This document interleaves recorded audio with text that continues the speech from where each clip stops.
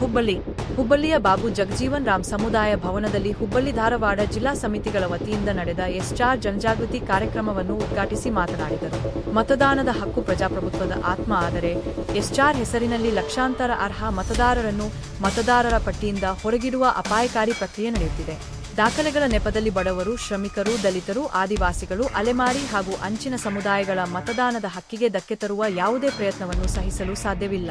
ಸಂವಿಧಾನ ನಮಗೆ ನೀಡಿರುವ ಮತದಾನದ ಹಕ್ಕನ್ನು ಕಾಪಾಡುವುದು ಪ್ರತಿಯೊಬ್ಬ ಪ್ರಜೆಯ ಜವಾಬ್ದಾರಿಯಾಗಿದೆ.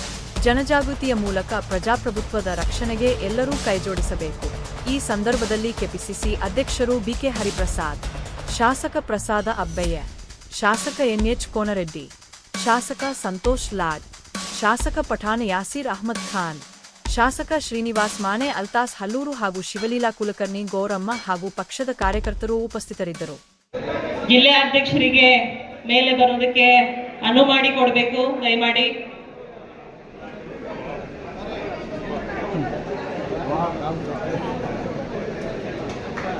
ಎಲ್ಲ ಡಿವಿಷನಲ್ಲೂ ಸಹ ಕಾರ್ಯಕ್ರಮ ಹಮ್ಮಿಕೊಂಡಿದ್ವಿ. ಮೊನ್ನೆ ಮಂಗಳೂರಲ್ಲಾಯಿತು, ಇವತ್ತು ಹುಬ್ಬಳ್ಳಿ ಮತ್ತು 28 ಮೈಸೂರು ಮತ್ತು 30 ಬೆಂಗಳೂರಲ್ಲಿ ಮಾಡ್ತಕ್ಕಂಥ ಕಾರ್ಯಕ್ರಮ. ಇದರಲ್ಲಿ ನಾವು ಕೂಡ ಇದು ಪ್ರತಿ ವರ್ಷ ಜನವರಿನಲ್ಲಿ ಆಗಬೇಕಾಗಿರ್ತಕ್ಕಂಥದ್ದು ಪರಿಷ್ಕರಣೆ. ಆದರೆ 2004 ಆದಮೇಲೆ 2014ರಲ್ಲಿ ಆಗಬೇಕಾಗಿತ್ತು, ಅವಾಗ ಮಾಡಲಿಲ್ಲ. 2021 ಜನಗಣತಿ ಆದಮೇಲೆ ಮಾಡ್ತೀನಿ ಅಂದವರು ಮಾಡಲಿಲ್ಲ. ಈಗ ವಿಶೇಷ ಸಮಗ್ರ ಪರಿಷ್ಕರಣೆ ಅಂದ್ಬಿಟ್ಟು ನೈಜ ಮತದಾರರಿಗೆ, ನಾನಾಗಲೇ ನನ್ನ ಭಾಷಣದಲ್ಲಿ ಹೇಳಿದೆ, ಅಮೃತ್ಯ ಸೇನ್ ಅಂತ ಒಂದು ಹೆಸರನ್ನೇ ಮತದಾರ ಪಟ್ಟಿಯಿಂದ ಬಿಟ್ಟಿದ್ದಾರೆ, ನೋಬೆಲ್ ಪ್ರಶಸ್ತಿ ವಿಜೇತ. ಆ ಥರ ಭಾಳ ಪ್ರಮುಖರು, ನೌಕಾದಳದ ಮುಖ್ಯಸ್ಥರನ್ನ ಗೋವಾದಲ್ಲಿ ಹೆಸರು ಬಿಟ್ಟಿದ್ದಾರೆ. ಆದರೆ ಇವ್ರಿಗೆ ಯಾರು ವಿರೋಧ ಇದ್ದಾರೆ ಅವರ ಹೆಸರನ್ನು ಮತಪಟ್ಟಿಯಿಂದ ತೆಗಿತಕ್ಕಂಥದ್ದು ಇವ್ರದ್ದು ರೂಢಿಯಾಗಿದೆ. ಅದು ಆಗಬಾರ್ದು. ನಮ್ಮ ಕಾರ್ಯಕರ್ತರೆಲ್ಲ ಜಾಗೃತರಾಗಿ ಪ್ರತಿ ಮನೆಗೂ ಹೋಗಿ ಅಲ್ಲಿ ಅವರ ಹೆಸರುಗಳನ್ನು ಎನ್ಯುಮರೇಷನ್ ಫಾರಮಲ್ಲಿ ದಾಖಲು ಮಾಡಿ ಅದನ್ನು ಎಲೆಕ್ಷನ್ ಕಮಿಷನ್ಗೆ ಅಥವಾ ಏನು BLO ಬರ್ತಾರೆ, ಬ್ಲಾಕ್ ಲೆವೆಲ್ ಆಫೀಸರ್ಸ್, ಅವ್ರಿಗೆ ಕೊಟ್ಟು ಸಂಪೂರ್ಣ ದಾಖಲಾತಿಯನ್ನು ಇಟ್ಕೊಳ್ಬೇಕು ಅನ್ನೋದು ಮಾಡಿದ್ದೀವಿ. ನಮ್ಮ ಮೂಲ ಉದ್ದೇಶ ಏನು ಅಂದರೆ ಇದರಲ್ಲಿ ವಂಚಿತರಾಗೋದು ಯಾರು ಅಂತ ಹೇಳಿದ್ರೆ ಬಡವರು, ಅಲೆಮಾರಿಗಳು, ಆದಿವಾಸಿಗಳು, ದಲಿತರು, ಅಲ್ಪಸಂಖ್ಯಾತರು, OBCಗಳಲ್ಲೇ ಭಾಳ ತೊಂದರೆ ಆಗ್ತಕ್ಕಂಥದ್ದು. ಯಾಕಂದರೆ 11 ಡಾಕ್ಯುಮೆಂಟ್ನ ಕೊಡಬೇಕು ಅಂತೇಳಿ ಎಲೆಕ್ಷನ್ ಕಮಿಷನ್ ಹೇಳ್ತಾ ಇದೆ.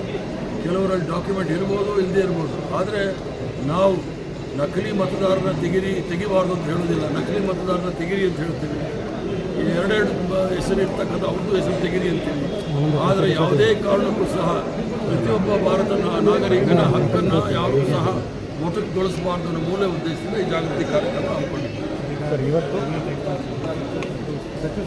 ಸದ್ಯಾಗ SIR ಮಾಡೋಣ, ಆಮೇಲೆ ಯಾವ ಗೊಂದಲ ಯಾವುದು ಗೊಂದಲ.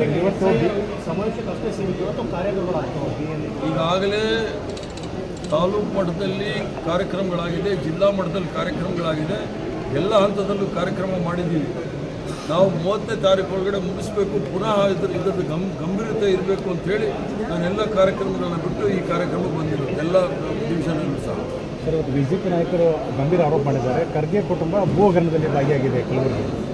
ಭಾರತೀಯ ಜನತಾ ಪಾರ್ಟಿಯವ್ರದ್ದು ಹಗರಣಗಳು ನಾನು ಹೇಳಿದರೆ ಇಡೀ ರಾಷ್ಟ್ರದಲ್ಲಿ ಅವ್ರ ಅಧಿಕಾರಕ್ಕೆ ಬಂದ ಮೇಲೆ ಅತಿ ಹೆಚ್ಚಿನ ಶ್ರೀಮಂತ ರಾಜಕೀಯ ಪಕ್ಷ ಅಂದರೆ ಭಾರತೀಯ ಜನತಾ ಪಾರ್ಟಿ. 4,000 ಕೋಟಿ ಎಲ್ಲಿಂದ ಹಣ ಬಂತಂತೆ? ನಾವು ಕಾಂಗ್ರೆಸ್ ಪಕ್ಷದ ನಮ್ಮ ಖಜಾನೆಯಲ್ಲಿ ಇರ್ತಕ್ಕಂಥದ್ದು 700 ಕೋಟಿ ರೂಪಾಯಿ. ನಾವು ಬಡವರ ಪಕ್ಷ. ಅದಕ್ಕೋಸ್ಕರ ನಾನು ಎಲ್ಲ ಸಭೆಗಳಲ್ಲೂ ಸಹ ಹೂನಾರ ಹಾಕ್ಬೇಡಿ, ಹಣ ಚೆಕ್ ಕೊಡಿ ಅಂತ ಕೇಳ್ತಾ ಇದ್ದೀನಿ.